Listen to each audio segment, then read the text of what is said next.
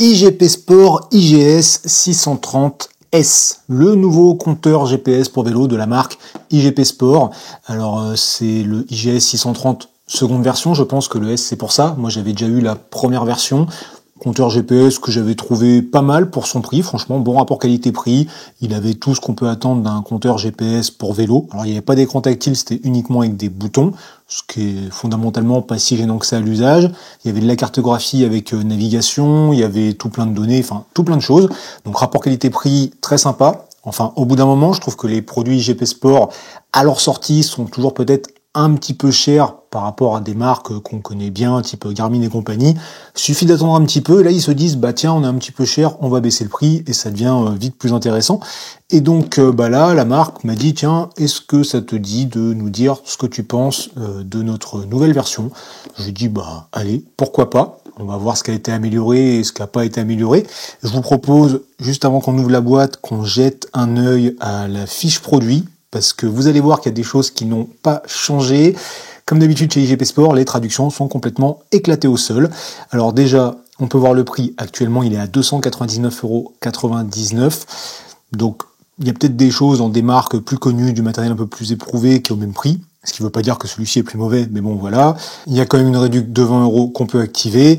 Et juste, si on regarde les petites images ici, alors navigation sur écran couleur, planification en lacet de nouveaux itinéraires. Bon, c'est déjà pas trop ce que ça veut dire. Grand écran, longue durée de vie de batterie. Donc maintenant, on passe à 45 heures d'autonomie contre 35, si je me souviens bien, pour la première version. Donc ça, vraiment, c'est bien. Navigation par satellite bi-band. Donc on a maintenant de la double fréquence. Donc normalement, un positionnement plus précis, une trace plus précise, un guidage plus précis. Bon, les fonctions principales, on verra ça. Design aérodynamique. Et alors cet écran-là, composant humanisé, facile à utiliser, fonction de segment fin. Est-ce que quelqu'un parmi vous comprend ce que ça veut dire? Voilà, Google Traduction, ça a ses limites, les gars de chez IGP Sport. Je vous l'ai déjà dit, il y a un moment, quitte à mettre du français, faites ça propre, sans ça, laissez en anglais, je sais pas, mais... Alors, je pense que ça va être pareil dans la machine, mais c'est dégueulasse, quoi. Bref, donc je crois juste que c'est par rapport à ce qu'ils notent sur la boîte qu'ils ont refait l'interface utilisateur du compteur pour les notifications, les machins et tout. Bref, donc on a dit double fréquence, la navigation. Donc maintenant en fait ça va recalculer le trajet si on se trompe de route ou si volontairement on change de route. Ça j'ai hâte de tester. On va voir s'ils ont fait un truc bien. Parce que sur le 630, bah juste ça mettait une flèche pour dire va par là, ta trace elle est là-bas, démerde-toi. Donc, à voir. Bon, a priori, c'est toujours pas tactile, ça se fait toujours avec des boutons, ce qui n'est pas gênant, hein, mais bon, voilà. Bon, écoutez, de toute façon, on va ouvrir la boîte, on verra bien. Mais déjà, je m'attends à des traductions un petit peu toutes niquées, donc je pense qu'on va bien rigoler. Alors, j'ai pas la première version sous la main pour pouvoir comparer les deux, mais déjà, visuellement, j'ai l'impression que c'est exactement le même design, la même coque, la même taille. Par contre, la boîte, elle est un peu plus grosse. Alors, je pense qu'on va avoir des accessoires en plus dedans. La première faisait peut-être la moitié ou les 2/3. Donc, dessus, on a vite fait des infos. Donc, le double fréquence, comme on a dit, taille de l'écran 2,8 pouces. USB type C, heureusement que ça n'a pas changé. Hein. De toute façon, maintenant, c'est la norme. Charge rapide, 16 Go de mémoire. J'avais revu que c'était 8 sur le précédent. Bon, de toute façon, c'est pour stocker des petits trucs. Alors là, ça coulisse comme ça. Franchement, quel est l'intérêt de mettre ça pour avoir en dessous la boîte avec exactement le même visuel, que ce soit devant ou derrière? Peut-être des petites économies d'emballage à faire. Hein, c'est juste pour le truc pour accrocher dans les rayons. Voilà quoi. Bon, allez, on s'ouvre ça. Je vois qu'il y a un petit scotch. Hop.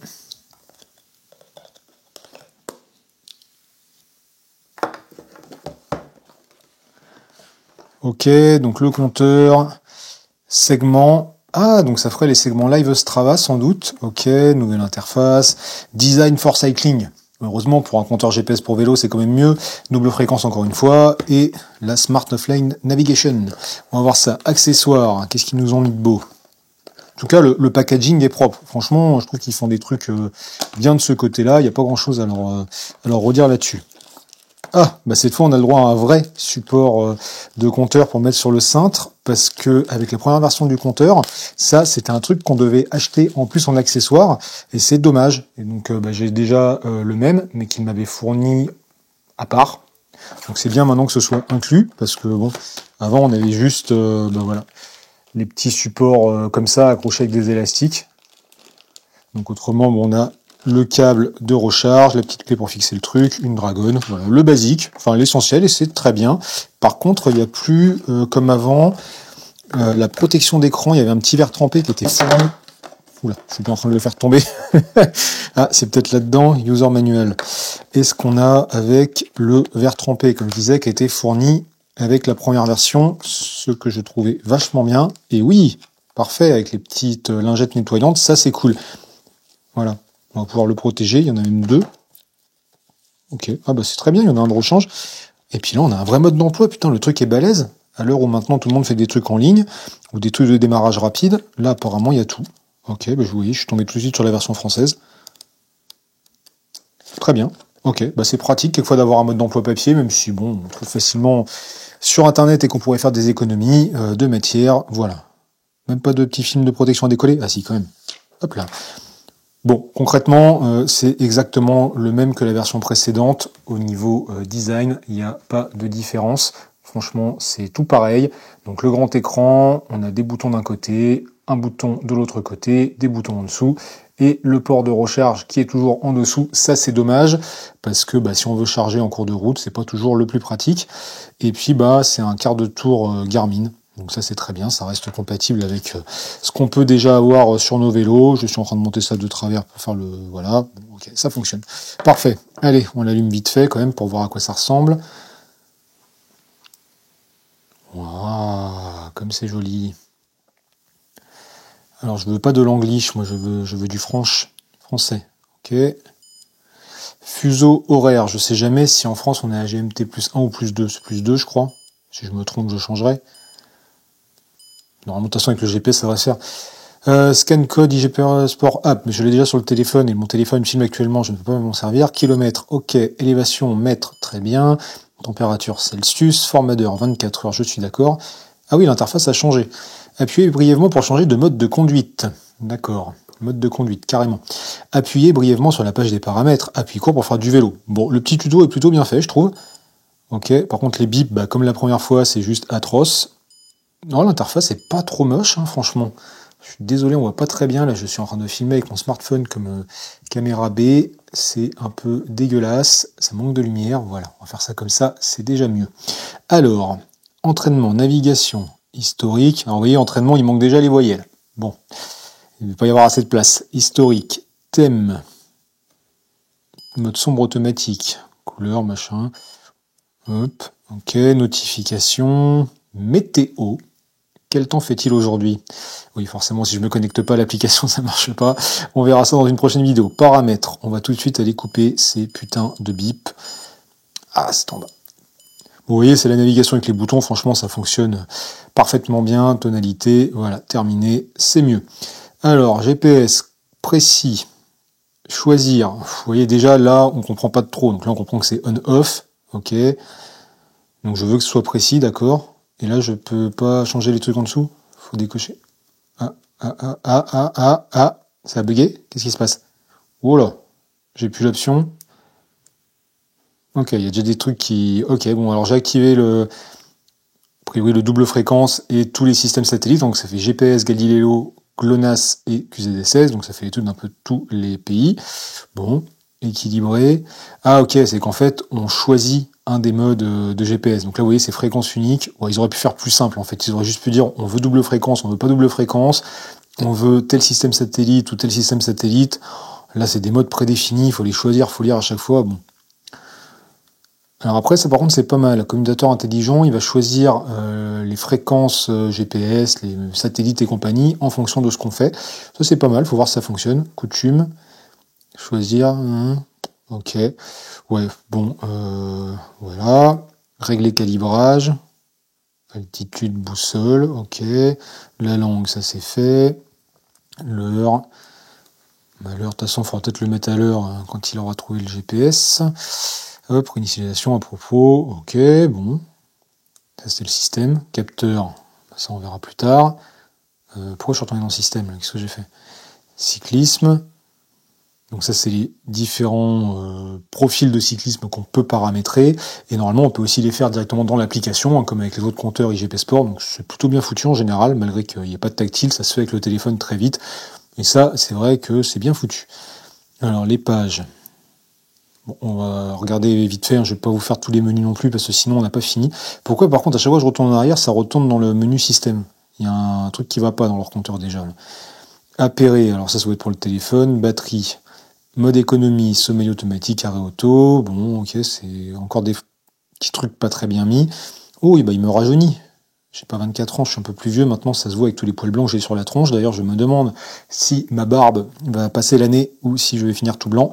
Non, je ne fais pas 65 kilos. En plus, là, on est après les fêtes. Je vais quand même mettre 78, mais j'avoue qu'il y a peut-être un poil plus ces temps-ci. Hauteur, voilà. Alors, hauteur au lieu de taille. Non, pas 2m75. Hop. Voilà. FTP, bon, ça doit être par là, je crois que je suis un peu plus haut, je sais jamais, de toute façon j'ai jamais fait de vrais tests, et puis on s'en fout. Voilà. Et encore une fois, je retourne là. Ah non, là c'est bon, je suis pas allé dans le système. Ouais, c'est... je sais pas, il y a un truc qui dysfonctionne un peu, ou c'est moi qui ai fait de la merde. Attendez, je réessaye. Hein. Non, là ça marche. Pourquoi tout à l'heure je me plaignais? Je sais pas. Bon, ok. Alors, si on lance... Ok, donc là, on choisit le truc. Navigation. Route navigation. Ok, donc là c'est quand j'aurai chargé des parcours, emplacement de sauvegarde, paramètres, expéditeur, indication, élévation. C'est quoi expéditeur?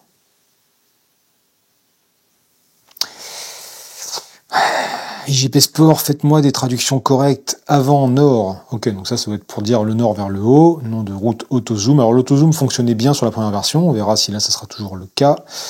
Il y a des entraînements prédéfinis, ok, test FTP, entraînements, les machins, historique forcément pour moi, j'ai rien, et on va lancer l'entraînement pour voir, ok, donc ça ressemble beaucoup au premier, voilà, avec vraiment les écrans prédéfinis, il faudra que je fasse moi mes écrans, il y aura la carte, et puis voilà,